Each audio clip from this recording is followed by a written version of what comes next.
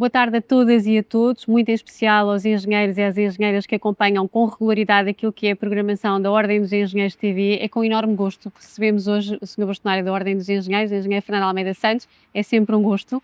E estamos hoje aqui para fazer um bocadinho o balanço daquilo que são estes 15 meses do seu segundo mandato. Está no segundo mandato, naquele que vai ser o último, de acordo com aquilo que são as disposições estatutárias. Os desafios são necessariamente diferentes neste segundo mandato. O que é que alterou, o que é que mudou na sua estratégia do primeiro para o segundo mandato, naquilo que são os grandes desígnios da Ordem dos Engenheiros? Muito obrigado por esta entrevista e por esta oportunidade, embora seja inside, em casa, aqui para a Ordem dos Engenheiros TV. O que é que mudou? Eu acho que mudou tudo, porque nós temos dois mandatos diferentes e ainda bem que a Ordem dos Engenheiros tem esta particularidade de ter 3 anos de mandato, com a possibilidade de um segundo mandato, em que dá para escalonar depois objetivos ao longo do tempo. Nós no primeiro mandato fomos absolutamente reformistas, entendemos que precisávamos de... Eu não digo arrumar a casa, porque a casa não estava desarrumada, era novas necessidades e, nomeadamente, tínhamos que modernizar aquilo que era a intervenção da Ordem dos Engenheiros na sociedade e para os membros. Faltavam-nos colégios, ou seja, estava a desacompanhar, a parte técnica da Ordem estava a desacompanhar ao longo dos tempos aquilo que eram as novas realidades da engenharia, não tínhamos colégio de biomédica, para começar, entre outros, não tínhamos colégio alimentar, não tínhamos colégio industrial, não tínhamos colégio de aeronáutica e acabamos por criá-los todos, inclusivamente o colégio de segurança e qualidade. Não tínhamos uma série de especializações que já se justificavam existir, como por exemplo cibersegurança, inteligência artificial, e não tínhamos um estatuto que nos cobrisse aquilo que é o âmago da Ordem dos Engenheiros. Os atos nós já os tínhamos definidos para os 12 colégios, acabamos por criá-los para os 17 porque criámos mais 5, mas depois a hierarquização de competências não existiam e, portanto, também trabalhamos isso. Isso foi um trabalho absolutamente reformador, que ainda por cima foi que conseguimos consagrá-lo numa revisão do estatuto que, entretanto, nos foi imposta, mas que a nós nos caiu como uma luva, porque aproveitamos para ajustar aquilo que eram as necessidades da modernização da Ordem dos Engenheiros à sociedade e, portanto, compatibilizamos isso através de um estatuto e de regulamentos complementares. Tivemos uma excelente ligação, quer primeiro ao Ministério da Habitação, que tutelava a nossa relação de negociação do Estatuto com a ex-ministra Marina Gonçalves e posteriormente com o atual Ministro das Infraestruturas e Habitação, Miguel Pinto Luz, no sentido de, num primeiro passo com o Estatuto e no segundo passo com os regulamentos, consolidarmos tudo aquilo a que nos propusemos. E isto fez com que coincidisse praticamente com o fim do meu primeiro mandato como bastonário. Seguiu-se um segundo mandato que nós dividimos em dois. E o que é que foi o dividir em dois? Foi as linhas de orientação estratégica da consolidação daquilo que tem a ver com o que conseguimos no primeiro, por um lado, e aí estamos um bocadinho atrasados, confesso, e já explico porquê, mas ao mesmo tempo, na primeira fase do mandato, propormos, isso era uma grande vontade nossa, propormos ao Ministro das Infraestruturas e Habitação, no fundo propor a Portugal, e sempre de acordo com vontades, quer nossas, quer da nossa Associação Congénere de Engenheiros, que é a Ordem dos Engenheiros Técnicos, criar a fusão das duas ordens. E ao criarmos a fusão das duas ordens, havia aqui uma formalidade de metodologia. A nossa metodologia impunha, como somos associações públicas profissionais, que o desenlace dessa circunstância, embora fosse uma vontade de ambas as ordens, partisse do Ministro. A nossa associação congénere entendia que devíamos primeiro falar em conjunto. Como apareceram mais tarde no processo, porque foram eleitos mais tarde, nós acabamos por nos adiantar e falar com o Ministro. As coisas correram bem. Depois de correrem bem com o Ministro, acertamos o passo com a Ordem dos Engenheiros Técnicos e a ideia é no futuro, e agora estamos à espera naturalmente da tutela, isso vai ser pelo Conselho de Ministros ou se vai ser pelo Parlamento, mas tem que ser este ano, é importantíssimo que seja este ano e é o nosso signo principal criar a consolidação daquilo que é a fusão entre as ordens para que a Ordem dos Engenheiros em Portugal seja uma só, que represente todo Portugal e que, obviamente, que nesta fase transitória, que vai ser do meu mandato, ou seja, eu não vou ser um bastonário de uma ordem com as duas ordens fundidas, já não é para mim, mas nesta fase de transição que saibamos integrar o mais cuidadosamente possível estas duas associações profissionais numa boa relação, essencialmente institucional, mas porque não também pessoal, com o bastonário da Ordem dos Engenheiros Técnicos, mas o que nos interessa a nós é chegar a bom porto em conjunto, no conjunto entre as duas ordens. E, portanto, esta é a grande primeira parte deste mandato, o que faz com que nós tenhamos a sequência deste mandato híbrido entre duas necessidades, a consolidação daquilo que fizemos no primeiro mandato e que está a ser feito, juntamente com a dimensão transitória da fusão das duas ordens. Admito que possamos ter excepcionalmente mais um grande mandato se as duas ordens se juntarem. É um espectro que está a ser trabalhado. E Eu porquê? gostava, Porquê que há essa necessidade? Eu acho que é importante também esclarecer porquê. eu penso que para nós fazermos um bom trabalho de dimensão transitória, em que temos várias questões pendentes, eu penso que nós temos que ter algum tempo. Mas não é só por isso. Temos que entender o seguinte: o mandato da Ordem dos Engenheiros é de 3 anos e, portanto, é entre 2025 até 2028. O mandato da Ordem dos Engenheiros Técnicos é de 4 anos, portanto, é entre 2025 e 2029. Nós entendemos, e também acho que é um desejo legítimo do bastonário da Ordem dos Engenheiros Técnicos, de querer fazer o mandato completo, mesmo que seja o último na existência de uma Ordem dos Engenheiros Técnicos. Portanto, entendemos que ele deve ir até ao fim.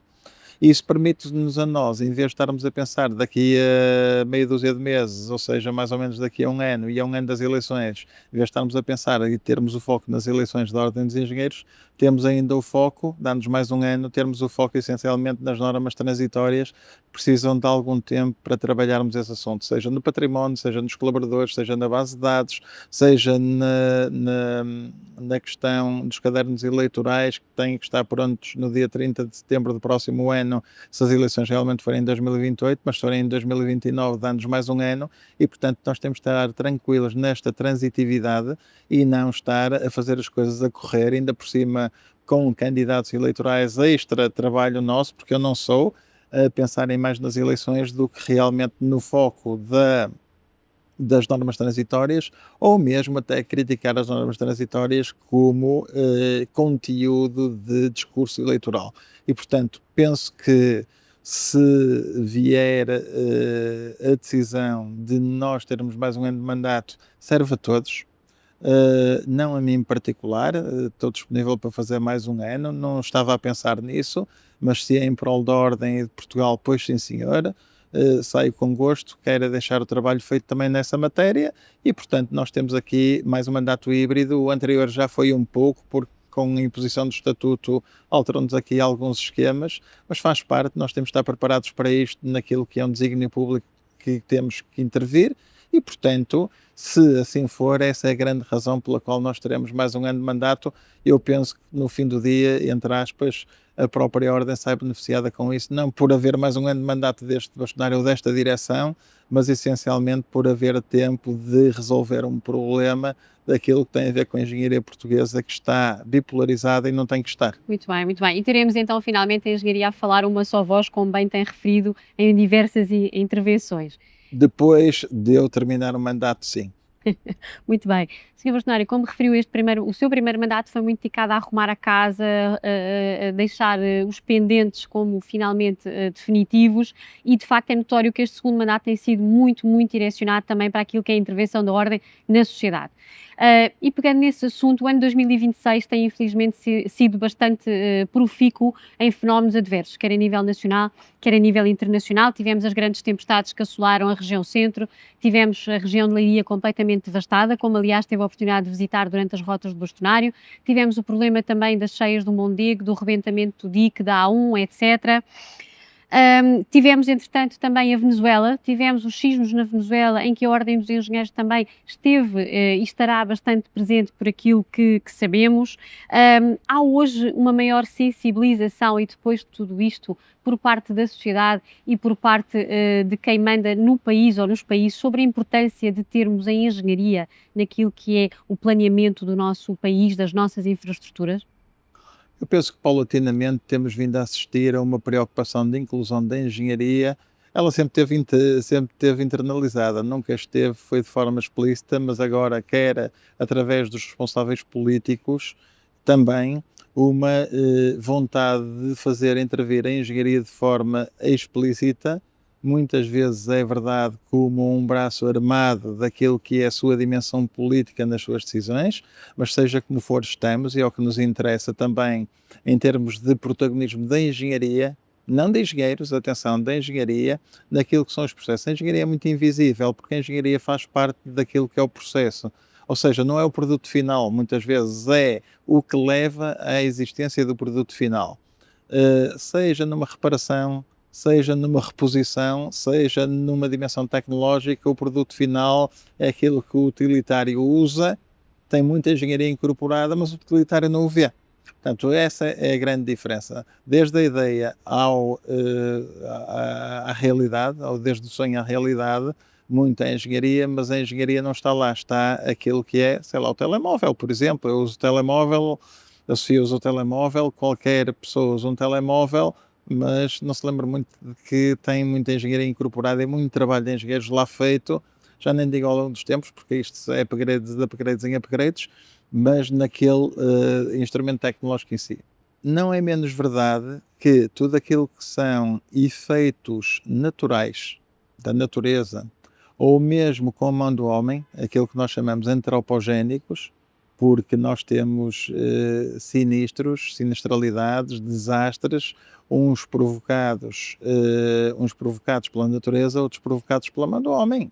A queda de um avião, e quer nós queiramos, quer não, tem muita engenharia lá metido, até naquilo que não foi atendido do ponto de vista técnico. Ainda bem que há muitos poucos acidentes de avião, felizmente, não quer dizer que não os haja, é pena, mas ou de carro, mas tem muito de mão humana. E há outros que são absolutamente naturais, mas o impacto é naquilo que é a consolidação da intervenção humana também no território.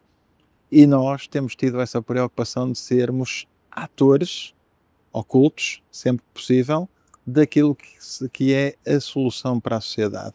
Ou seja, que seja nas tempestades Christine de janeiro e fevereiro deste ano aqui em Portugal, em que nós rapidamente criamos bolsas de voluntários, de engenheiros, para atuar perante a sociedade no serviço às populações, sem custos, e temos verbas acomodadas para essas situações.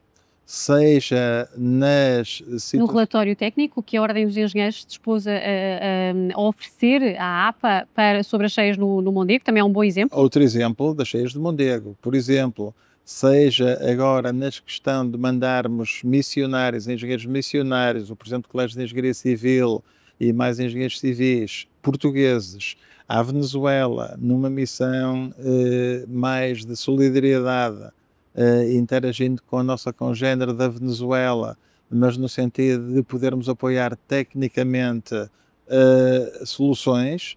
Nós queremos estar, e aqui falo da Ordem dos Engenheiros em Portugal, mas a engenharia no geral, queremos estar na vanguarda de tudo. Primeiro é a prevenção, atenção, primeiro está a montante da prevenção, mas quando a prevenção não é eficiente e acontecem este tipo de circunstâncias, também depois na solução e resolução dos problemas, seja nacional ou internacionalmente, sempre que formos requisitados. A Venezuela tem uma comunidade muito grande de luso-descendentes e essa foi uma das grandes razões pelas quais nós, excepcionalmente, e muito mais que, por exemplo, na Turquia, que temos menos afinidade, pelo menos direta, decidimos, com a nossa congénere venezuelana, interagir. Se nós formos chamados a muitas outras circunstâncias do género, cá estaremos. Mas é aquilo que eu tenho dito. Não é só isso que nós intervimos na sociedade. Ainda há pouco tempo fomos requisitados pelo Ministério da Educação para o levantamento de um certo número de escolas que vão ser feitas em Portugal ou reabilitadas com um parceiro da Ordem dos Engenheiros. O Ministério da Saúde pediu-nos, por exemplo, também uma ajuda naquilo que é a posição da Ordem sobre localizações hospitalares, não vou estar a particularizar, e o Ministério das Infraestruturas há muito pouco tempo, ou até há 2 anos atrás, nomeou-nos para a Comissão de Acompanhamento da localização do novo aeroporto e mais recentemente para uma nova Comissão Superior, um Conselho Superior de Obras Públicas, em que vamos estar presentes. Ou seja, nós temos a presença essencial na sociedade do ponto de vista técnico e queremos sê-lo e vamos sê-lo, e também não nos inibimos de divulgar isso à sociedade, porque faz parte das nossas obrigações, mas também daquilo que é a nossa visibilidade. Claro. E as solicitações são cada vez mais, o que é bem notório daquilo que é o prestígio que a Ordem dos Engenheiros colhe cada vez mais junto da sociedade e dos nossos governantes. Voltando aqui ao novo aeroporto, porque hoje é um tema incontornável, hoje foi apresentado pela ANA, pela concessionária, a solução aeroportuária para Portugal. É uma solução que serve Portugal? Nitidamente, já era uma solução que vinha de trás. Eu acho que o grande dia não foi o de hoje. Hoje é um patamar intermédio daquilo que vai ser depois a consubstanciação realmente de uma nova grande infraestrutura em Portugal. Acho que foi mais uma chamada de atenção. Estamos aqui e o assunto não está esquecido, porque realmente parecia que existia alguma opacidade sobre o aeroporto, desde que foi anunciado há 2 anos pelo Conselho de Ministros, mas a verdade é que há uma equipa de mais de 300 pessoas, da qual a maioria são engenheiros, a trabalhar sobre este assunto, e quero deixar aqui uma salvaguarda muito especial, pese embora haja garas e designs e arte metida numa infraestrutura aeroportuária que requer arquitetura. A arquitetura aqui do ponto de vista da conceptualização geral, seja no planeamento, implantação do território, estruturação, planeamento, circunstancialização, transportes, orientação, localização, enquadramento geoestratégico, terreno, etc.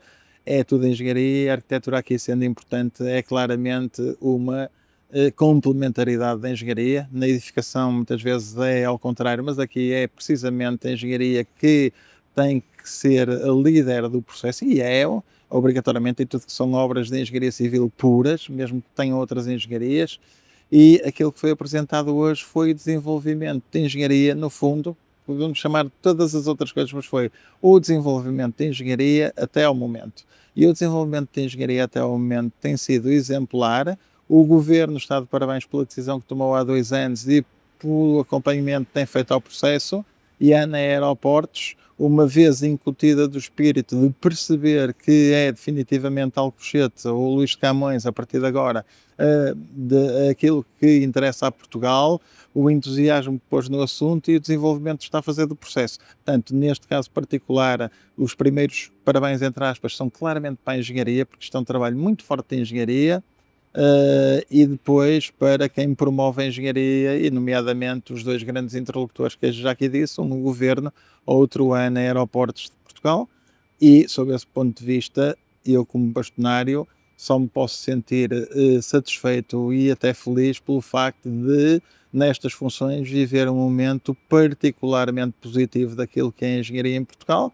E outra coisa que foi anunciada, não hoje, mas foi também extrapolada hoje, esta já mais pelo Governo do que propriamente pela ANA, Aeroportos de Portugal, através do Secretário de Estado das Infraestruturas, e num trabalho que merece também muita atenção pela positiva, que é tudo aquilo que são as acessibilidades futuras na envolvente ao novo aeroporto de Lisboa. E, portanto, temos essas questões todas montadas desta maneira, e é isso que nós estamos aqui também a destacar. Senhor Bastonário, continuando naquilo que é a atualidade do país e porque ela é indissociável da engenharia, tem sido muito crítico e foi muito crítico relativamente à forma como o Governo conduziu todo o processo de desenvolvimento das plataformas digitais relativas aos exames nacionais, nomeadamente pela falta pela indefinição de requisitos que existem em torno destas novas tecnologias e que são, sem dúvida, atos de engenharia. Teria sido diferente se existisse de facto uma definição de quais são os requisitos técnicos para as pessoas que desenvolvem este tipo de sistemas e que são tão importantes para o país e para a população? Não tenho dúvidas, e já tenho dito isso ao longo dos últimos 10 anos, não é de agora.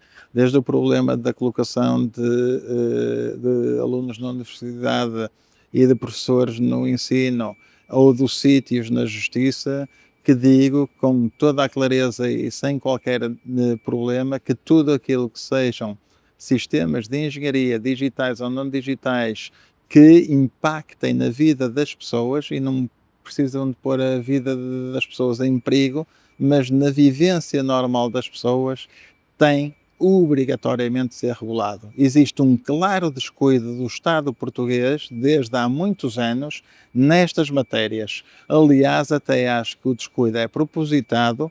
Eu sou favorável à desregulação em tudo aquilo que seja desregulável, mas há coisas que não podem estar isentas de responsabilidade técnica nos processos. A informática é uma delas. Seja, nós não podemos aceitar que o encarregado de proteção de dados sejam os 11 milhões de cidadãos portugueses, não podemos aceitar que a interveniência na inteligência artificial que impacta na ética e deontologia dos processos possa ser feita por 11 milhões de portugueses, estamos só a falar de Portugal. Não podemos aceitar que, por exemplo, a engenharia de sistemas, que até chamam arquitetura de sistemas, isto é uma invenção que não tem nada de arquitetura e é outra nomenclatura que temos que mudar. Até como nas especialidades de engenharia, que não se chama de engenharia, são especialidades também é tudo engenharia, mas enfim, quando a arquitetura é o máximo é arquitetura, quando a engenharia é um problema temos que mudar o nome, não, é engenharia, e a engenharia é muito mais afirmativa do que o que aparentemente possa parecer na maior parte dos processos, até nos informáticos. Cibersegurança, nós podemos aceitar que a cibersegurança ou a ciberdefesa possam ser aceitáveis, feitas por qualquer pessoa, se soberania do Estado postas nas mãos de indiferenciados, não podemos. Temos de ter o cuidado de definir quem são os qualificados para exercer ao mais alto nível responsabilidades técnicas nestas matérias e só assim salvaguardamos aquilo que é o interesse comum e a vida das pessoas.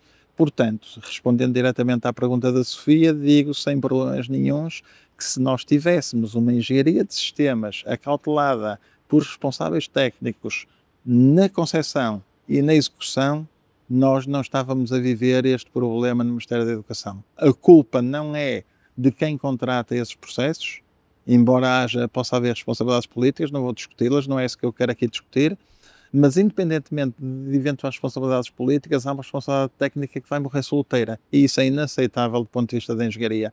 E estamos aqui a falar da informática, mas podemos extrapolar isto para segurança alimentar, por exemplo, para estudos de impacto ambiental, por exemplo, ou para alvarás industriais. Faz sentido que uma fábrica que tenha 700 trabalhadores, por exemplo, com risco todos os dias, o diretor de produção possa ser um qualquer, um funcionário que não tira o curso nenhum, que não tenha formação nenhuma e que é um bom contador, mas eu até aceito que possa ser um capataz ou um encarregado, como se diz mais de forma formal.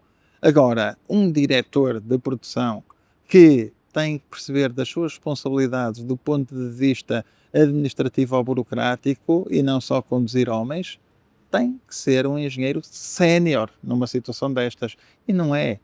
E já que o governo não faz nada nestas matérias e que devia ser o primeiro promotor disso, como muito bem fez em 2009 para a construção e já vinha de trás, vai ser a Ordem dos Engenheiros até ao fim do ano a assumir uma proposta para todas estas matérias ao Estado português para que definitivamente, e vamos publicá-las, para que definitivamente os decisores políticos percebam que devem fazer isto desta maneira. Se depois quiserem é uma coisa, se não quiserem, a Ordem dos Engenheiros fez o seu papel.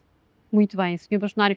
Voltando agora um bocadinho para dentro, para a profissão, a valorização da profissão, a valorização dos atos de engenharia é um tema que lhe é muito caro desde sempre, desde que eu me lembro do seu mandato de Presidente da Região Norte, depois de Vice-Presidente Nacional, é algo pelo qual tem pugnado e que culminou na criação deste sistema interessantíssimo de valorização da profissão Valoré, que, como sabemos, teve alguns problemas no seu arranque no início de janeiro, mas que é muitíssimo importante para aquilo que é o cadastro da própria profissão. Como é que reage às críticas de que este cadastro profissional não traz nada de relevante, não traz nada de novo e só traz burocracia acrescida aos nossos membros? Eu acho que essas críticas, primeiro eu vou começar ao contrário, eu acho que as críticas fazem parte do processo. E fazendo parte do processo, eu sei que há sempre 5% de reativos, de críticos a qualquer mudança. Também não é menos verdade que muita gente olha muitas mais vezes para o umbigo do que propriamente para o grupo em geral. Quando eu digo para o grupo é para o coletivo. e, portanto, esquece que muitas vezes está a ser prejudicado ele próprio. O principal crédito está a ser prejudicado pelo facto de nós mantermos tudo na mesma, porque como não tem conhecimento daquilo que são as falsificações, as adaptações, os oportunismos, face ao facto de nós não termos um filtro mais apertado sobre aquilo que é o exercício profissional, faz com que hajam intervenientes no processo que, não sendo engenheiros, consigam ultrapassar o processo e, portanto, prejudicando indiretamente quem não quer que as coisas mudem e sejam mais crivadas. Esta é a primeira questão e esta é mais para os críticos, porque, de facto, é muito mais fácil criticar da bancada do que estar aqui a fazer coisas. E eu optei por estar aqui a fazer coisas e mudar a profissão. Aliás, eu não mudei a profissão, eu centrei a profissão, porque é verdade que eu sou dirigente da Ordem dos Engenheiros e termino o meu mandato no prazo de 2, 3 anos, menos de 3 seguramente, 2 ou 3, como eu dizia, depois de um longo percurso noutras funções da Ordem dos Engenheiros, mas houve uma questão que eu não deixo de realçar, é que eu, quando entrei para a Ordem dos Engenheiros, podia fazer tudo.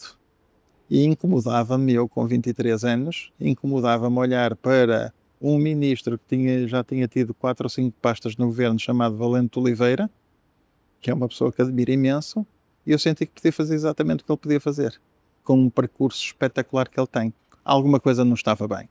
E, portanto, essa foi o meu grande primeiro sinal de que a Ordem dos Engenheiros precisava de uma mudança radical na forma como reconhecia o exercício profissional dos seus engenheiros.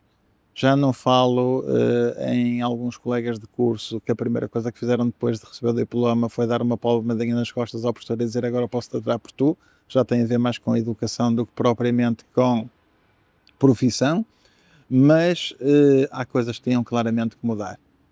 E eu senti que podia ser uma forma, quando fui convidado para a Ordem dos Engenheiros, porque eu já tinha algumas funções associativas, fui vice-presidente da Associação Académica da Universidade de Minho e depois fui presidente da Associação de Antigos Alunos, ainda muito jovem, e acabei por vir parar a Ordem dos Engenheiros primeiro na delegação de Braga e depois na região norte, e senti que paulatinamente podia dar um contributo face ao meu conhecimento àquilo que a minha geração, que agora já não é tão nova, mas que na altura era, para uma inflexão daquilo que era a realidade da profissão em Portugal. A Ordem dos Engenheiros estava extremamente focada no ensino e muito pouco focada na profissão. Como é que nós podemos transformar isto? E fomos aos poucos transformando paulatinamente isso. Houve um diploma que é o 31 de 2009 que foi fabuloso para a mudança de paradigma. Ainda há aí alguns engenheiros civis que dizem que antigamente era bom. Não era, só tínhamos 73, 73 e muitas vezes até fazemos arquitetura porque havia falta de arquitetos. Agora há muitos mais arquitetos que engenheiros. E só tínhamos uma declaração, só tínhamos um reconhecimento que era de responsável do projeto. A partir do 31 de 2009, portanto só em 2009, há 17 anos, é que tivemos muitíssimo mais declarações, e neste momento temos mais de 100 declarações tipo de reconhecimento de exercício da profissão. Mudou muito, hierarquizamos o engenheiro do engenheiro sénior, trabalhos de topo só podem ser feitos por engenheiros séniores por lei, e tudo isso mudou o percurso profissional do engenheiro. Nós depois fomos somando os atos, foi um trabalho que foi centralizado em entre as direções até 2015 por um trabalho muitíssimo interessante feito por anteriores direções, como já disse. A partir daí conseguimos definir complexidades de atos e introduzir competências, porque já tínhamos o nível 1, o nível 2 e o sénior de engenheiros, e indexar complexidades a percursos profissionais. Foi um trabalho fantástico, exclusivo mundial, ainda por cima, e depois sentimos que podíamos ir mais longe. Pensamos que queremos fazer um currículo vitae certificado para a sociedade, em vez de andar toda a gente nos concursos a mudar currículos. Ainda não está feito, isso é um desígnio para 2028, mas para isso temos que ter aqui um sistema de valorização do engenheiro ao longo da vida. E então a pergunta foi ao contrário, foi muito mais interessante.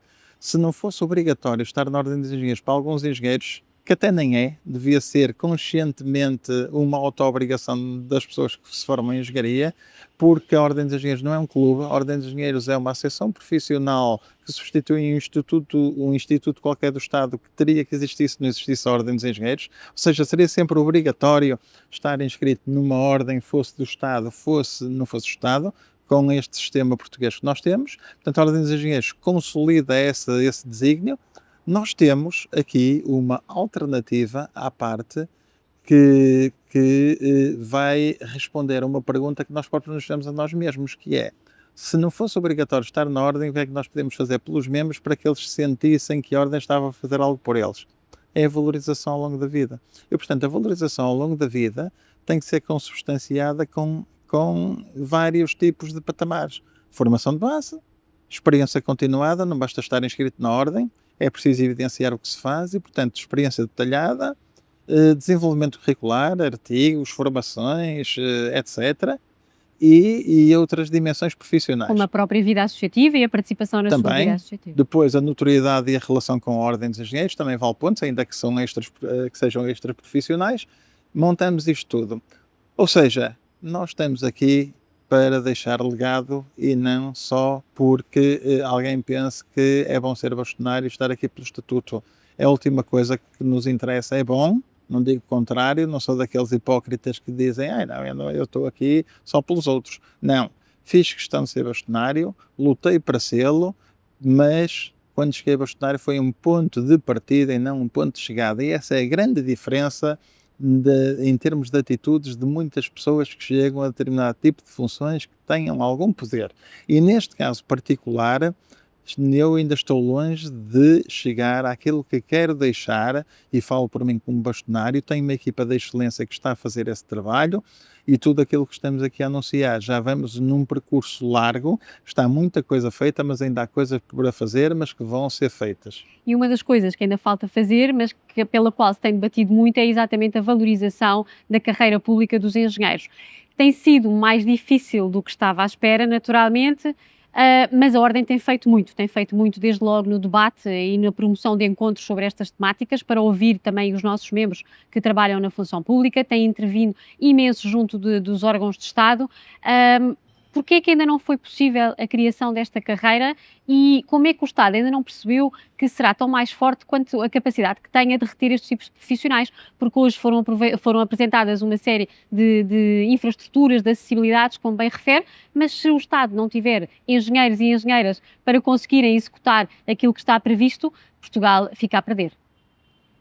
Eu não gosto de usar palavras fortes sobre determinado tipo de circunstâncias que estão a acontecer, mas neste caso vou usar. Entendo que aquilo que o Estado português está a fazer relativamente à inexistência de uma carreira pública de engenheiros na função pública é simplesmente vergonhoso. E é vergonhoso porque é o próprio Estado a prejudicar-se a si próprio.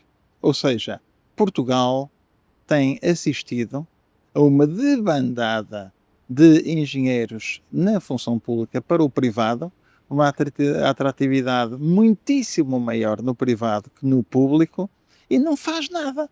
Sendo que nós precisamos de decisores intermédios e capacidade técnica no Estado. E estamos a perdê-la, é que nem sequer estamos a passar conhecimento entre gerações, estamos a perder literalmente essa capacidade no Estado. Só em 2023 saíram de municípios portugueses para o privado, no total, cerca de 1000 engenheiros civis, para se ter uma ideia. E isto é muito grave para Portugal. Aquilo que a Ordem dos Engenheiros tem vindo a defender é que tem que haver uma diferenciação pela positiva para que haja uma fixação de engenheiros nos quadros do Estado. E isso passa por uma definição, por uma reposição da carreira pública de engenheiro. Pode haver outras profissões que também o precisam, mas a verdade é que todas têm sido atendidas, menos os engenheiros, que são os que mais fazem falta a Portugal neste momento para o desenvolvimento económico. Não há desenvolvimento económico sem engenharia. Desenganem-se as pessoas que pensam o contrário. E, portanto, parece-me anacrónico que nós consigamos estar a reconhecer, e agora não é uma depreciação de outras profissões, mas é uma apreciação da engenharia, que nós tínhamos que fazer carreiras especiais públicas para o periquito, para o corvo, para o canário, e não façamos para o engenheiro. É que parece que é tudo mais importante que o engenheiro. É inaceitável, é vergonhoso, como eu já disse, e portanto a Ordem dos Engenheiros, neste caso particular, vai mudar o paradigma. Nós somos extremamente defensores e tem corrido quase tudo bem até agora naquilo que são as relações institucionais e as negociações particulares com tudo que são áreas do governo, menos esta. E ou seja, nós não queremos impor Nós não queremos impor uma solução. Queremos é ser ouvidos e negociar. Estamos longe da negociação. Enquanto noutras áreas nós negociamos tudo, aqui estamos longe da negociação. Não somos ouvidos. Somos esquecidos, chamemos assim. E, portanto, vamos partir para outro tipo de atuação na comunicação social e no combate. E isto longe, muito longe, da Ordem dos Engenheiros ser algo ligado a sindicatos. Nós não queremos nenhuma defesa privilegiada dos engenheiros na função pública que lá estão. Nada disso. Até queremos que os que não estão vão para a função pública. E, portanto, aquilo que nós estamos a defender é o interesse de Portugal. E no interesse de Portugal defendemos a criação de uma carreira especial para os engenheiros. Mais nada. Não tem nada a ver com questões laborais. Desengane-se quem quer ir por esse lado. Senhora Bastonário, e também é do interesse de Portugal que a geração mais qualificada de sempre fique em Portugal depois daquilo que é a sua formação. A captação de mais talento para a engenharia, a fixação e a vinculação deste talento em engenharia a Portugal tem sido uma das grandes preocupações do mandato anterior e deste também. O que é a Ordem dos Engenheiros tem estado a fazer, e foi muito importante o passo que foi dado no início deste ano com a assinatura de um memorando de entendimento que juntou 20 grandes entidades, empresas, em torno desta mesma preocupação. O que a Ordem dos Engenheiros está a pensar fazer em conjunto com estes parceiros para resolver este problema, que é efetivamente um problema que coloca em causa o futuro do próprio país? A Ordem dos Engenheiros tem tido essa preocupação desde já há vários anos. Em 2015, quando eu era Presidente da Região Norte, a Ordem dos Engenheiros disse claramente que, numa altura em que havia excedentários de engenheiros em Portugal porque não havia trabalho e, portanto, as pessoas imigravam, infelizmente, para Portugal, eu disse que, num curto espaço de tempo, 4, 5 anos, nós íamos sentir a falta de engenheiros.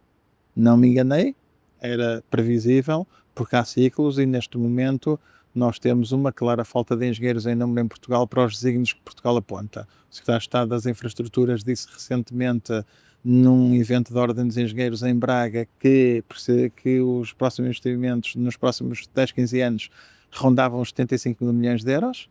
Nós para isso precisamos claramente de engenheiros em número, não é de capacidade, a capacidade temos-la cá e também estamos abertos a empresas estrangeiras, se bem que as portuguesas dão conta do recado, mas debaixo disso, sejam empresas portuguesas ou estrangeiras, nós precisamos de engenheiros em número. E a maneira de atuação, seja das empresas portuguesas, seja das empresas estrangeiras, é de ir buscar os engenheiros onde eles existam. E em Portugal não há suficientes. Há para as lideranças, mas não há depois para as chefias intermédias ou básicas das equipas de engenharia que todos estes investimentos vão necessitar. E, portanto, nós criamos o Fórum de Vinculação de Talento com players da sociedade, com o Profórum, com as associações profissionais, com as universidades, no sentido de termos várias dimensões de ataque ao problema. Desde logo, a questão da cativação de jovens para a engenharia, no secundário, para a engenharia, temos que ir buscá-los em conjunto com iniciativas políticas, que não tem muito a ver com o papel da Ordem, mas como a Ordem também tem uma intervenção na sociedade e com estes intervenientes conjuntos, obviamente que vamos por aí. Depois temos a retenção de talento em Portugal. Parece-nos mal que, por exemplo, nos cursos de engenharia o Erasmus possa existir no último semestre. É um incentivo a que fiquem lá fora. Isto é um exemplo. Da mesma maneira que também precisamos ter retenção nas empresas para que não se vão embora. Temos de ter retenção até na própria engenharia. Há muita gente que, acabando os cursos ou estando na engenharia, sai da engenharia para a consultoria, por exemplo, e depois não volta à engenharia. Nós precisamos dessas pessoas na engenharia. Depois temos a questão do retorno. A questão do retorno, o Estado tem feito um trabalho excepcional nesse aspecto e eu penso que está semi resolvido. Mas a soma destas três dimensões não resolve o problema dos 75 mil milhões de euros. E mesmo que nós consigamos atrair jovens para a engenharia, só o reflexo é só daqui a 5, 7, 10 anos e, portanto, não é por aí. Também temos que captar talento, aquilo que outras potências internacionais foram fazendo ao longo das últimas décadas, sejam os Estados Unidos, sejam outras potências, à sua maneira, os países mais anglo-saxónicos. Nós demoramos muito tempo a perceber que temos que cativar talento. A Ordem dos Engenheiros não se esqueceu dessa capacidade de diplomacia económica da engenharia e também tem a reciprocidade que tem vindo a captar talento que beneficia largamente as empresas portuguesas. E, E é por isso que é tão importante a atividade internacional da Ordem. e isso obriga que nós tenhamos primeiro, a engenharia portuguesa de excelência. E por isso nós precisamos de segundas linhas que venham de fora e que depois, aos poucos, consolidando a sua estadia em Portugal, consigam ir progredindo também ao nível daquilo que os portugueses fazem. E, por outro lado, para isso nós precisamos de uma correlação internacional que dignifique a nossa excelência internacional de engenharia e a nossa necessidade económica de engenharia. E, portanto, nós temos uma aposta clara no internacional, não andamos a passear, longe disso, temos um foco muito claro nisso e o reflexo positivo está na economia portuguesa neste momento. Ou seja, pese embora façam falta engenheiros, se não fosse a Ordem dos Engenheiros, naquilo que é o reconhecimento de engenheiros por iniciativa própria e por resposta às necessidades de Portugal, os problemas em Portugal eram substancialmente maiores. Senhor Bastonário, estamos na reta final desta entrevista e termino com uma provocação. A Ordem dos Engenheiros há alguns anos teve uma campanha de captação também de talento dos mais pequenos para a engenharia, que é E um Mundo Sem Engenharia. Já imaginaste como seria? Senhor Bastonário, Fernando Almeida Santos, um mundo sem engenharia, como seria? Sem roupa, sem casas. Não, estou a dramatizar. Eu acho que isso hoje em dia e numa visão atual é inimaginável. Não existe. Nós temos engenharia em quase todas as dimensões da nossa vida cotidiana, não nos apercebemos dela porque ela não está sob a alçada de uma imagem ocular, é verdade, mas está intrínseca e, portanto, nós hoje somos incapazes de pensar a nossa vida sem, sei lá, sem aviões, sem micro-ondas, sem Telemóveis. telemóveis, sem uma série de tecnologia que tem como essência a engenharia. Por isso, o mundo sem engenharia neste momento passava a ser quase primitivo. Aliás, eu dou um exemplo muito engraçado que foi o apagão. O apagão provocou ondas completamente diferentes. Foi num dia de sol, foi durante a tarde, acabou, em alguns casos, por ser divertido, mas se fosse num dia de inverno, ao fim da tarde, na altura em que os meninos saíam da escola, ia ser o absoluto caos.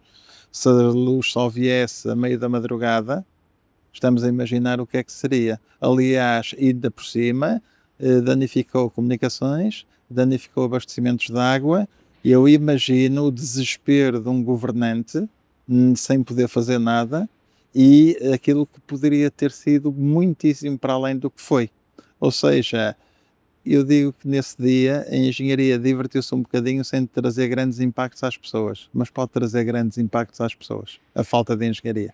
Senhor Bastonário, muito obrigada. Foi um gosto, uma vez mais, ter esta conversa consigo. Muito obrigada pela vossa participação. Passámos em revista aquilo que foram os principais temas deste mandato e voltaremos muito em breve, certamente, com uma nova entrevista sobre aquilo que será a atuação da Ordem dos Engenheiros daqui até ao final do ano. Muito obrigada.